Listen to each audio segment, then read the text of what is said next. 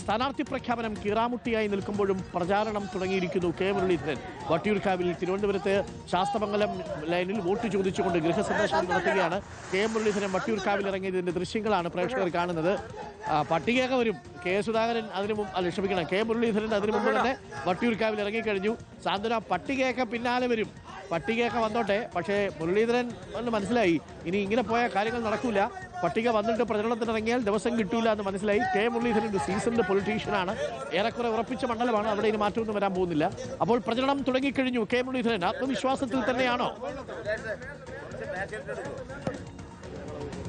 അരുൺ ഈ സൂചിപ്പിച്ചതുപോലെ തന്നെ UDFന്റെ സ്ഥാനാർത്ഥി പട്ടിക അതിപ്പോഴും ഇങ്ങനെ ഒരു കീറാമുട്ടിയായി തന്നെ നിലനിൽക്കുകയാണ്. എന്തായാലും വൈകുന്നേരത്തോടുകൂടി 70 മണ്ഡലങ്ങളിലെ സ്ഥാനാർത്ഥികളെ പ്രഖ്യാപിക്കുമെന്നുള്ള കാര്യം തന്നെയാണ് UDF പറയുന്നത്. പക്ഷേ അതിനു മുമ്പ് തന്നെ നമുക്കിപ്പോൾ ദൃശ്യങ്ങളിൽ കാണാം, കോൺഗ്രസിന്റെ മുതിർന്ന നേതാവായ കെ മുരളീധരൻ ഇതാ വട്ടിയൂർക്കാവ് മണ്ഡലത്തിൽ പ്രചരണം ആരംഭിച്ചിരിക്കുകയാണ്. ഗൃഹസന്ദർശന പരിപാടിയിലൂടെ ജനങ്ങളെ കണ്ട് വോട്ട് അഭ്യർത്ഥിച്ച് തുടങ്ങിയിരിക്കുകയാണ് എന്ന് തന്നെയാണ് നമുക്ക് ഈ ദൃശ്യങ്ങളിൽ നിന്നും വ്യക്തമാകുന്നത്.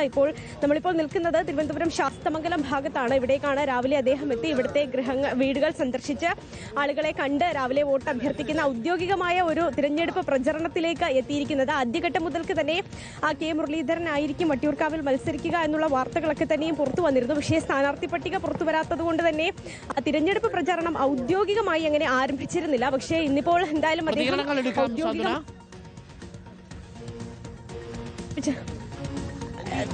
തീർച്ചയായിട്ടും വരും. നമുക്ക് അദ്ദേഹത്തിലേക്ക് എത്താമെന്ന് തോന്നുന്നു. കാരണം അദ്ദേഹം ഇങ്ങോട്ടേക്ക് വന്നതേ ഉള്ളൂ.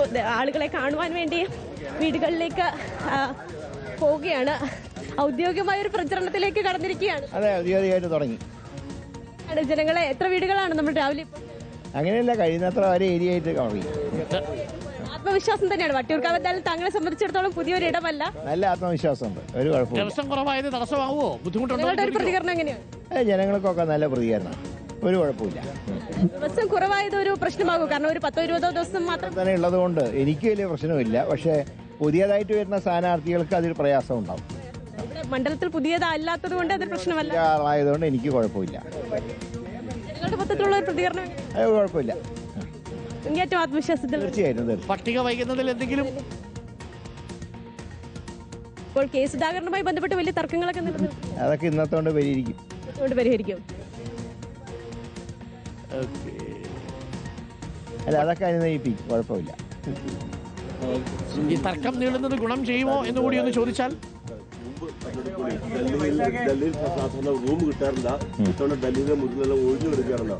പക്ഷെ ഇപ്പോഴത്തെ അവസ്ഥ CPM-ൽ മുമ്പ് കോൺഗ്രസ് എങ്ങനെയായിരുന്നു സമാന ഒരു അവസ്ഥ. ഇപ്പോൾ CPM കടന്നു വന്നത് സംസ്ഥാന സെക്രട്ടറി കയറിയപ്പോൾ ഗുരുതരമായ അഴിമതി ആരോപണവും സ്വജനപക്ഷപാതം വരുന്നു. അതും കോട്ടയ കണ്ണൂരിൽ. അതായത് അത് മറ്റൊന്നുമല്ല, സ്വന്തം അഭിപ്രായങ്ങൾ അടിച്ചേൽപ്പിക്കുമ്പോൾ അത് പാർട്ടി അണികൾക്ക് ദഹിക്കില്ല എന്നുള്ളതിന്റെ ഉദാഹരണമാണ് ഇപ്പോൾ G സുധാകരന്റെ ആണെങ്കിലും TK ഗോവിന്ദന്റെ ആണെങ്കിലും കുഞ്ഞിക്കണ്ണന്റെ ആണെങ്കിലും ഒക്കെയുള്ള അവരുടെ സ്ഥാനാർത്ഥിത്വം തെളിയിക്കുന്നത്.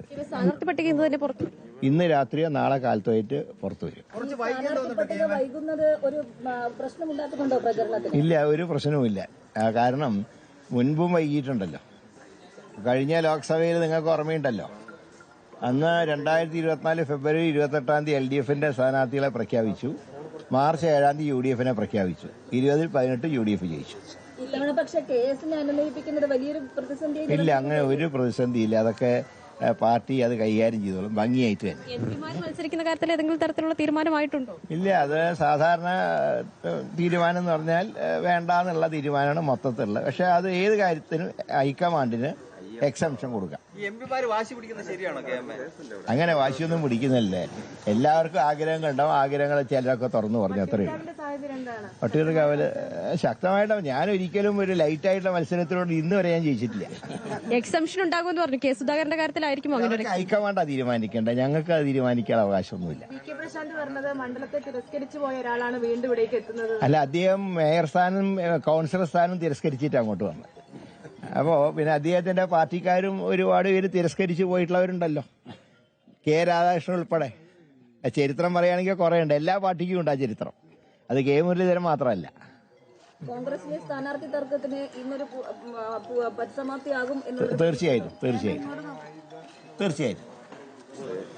ശരി അരുൺ, ഈ പറഞ്ഞതുപോലെ തന്നെ എന്തായാലും ആ കീറാമുട്ടിയായി നിൽക്കുന്ന സ്ഥാനാർത്ഥി പ്രഖ്യാപനത്തിന്റെ കാര്യത്തിൽ ഉടൻ ഒരു തീരുമാനം ഉണ്ടാകുമെന്ന് തന്നെയാണ് അദ്ദേഹം വ്യക്തമാക്കിയിരിക്കുന്നത്. ഇന്ന് വൈകുന്നേരത്തോടു കൂടി തന്നെ പ്രചരണം തുടങ്ങിയത് തീർച്ചയായിട്ടും വരും. അദ്ദേഹം എല്ലാവരും നമ്മുടെ വേണ്ടപ്പെട്ടവരാണ് അല്ലേ? പ്രശാന്തും നമ്മുടെ വേണ്ടപ്പെട്ടയാളാണ്, കെ മുരളീധരനും നമ്മുടെ വേണ്ടപ്പെട്ടയാളാണ്, എല്ലാവരും. അപ്പോൾ നമുക്ക് വേണ്ടപ്പെട്ടവർ തമ്മിലുള്ള മത്സരം നടക്കുന്നത് കാണാനും ഒരു നല്ല കൗതുകമുണ്ട്.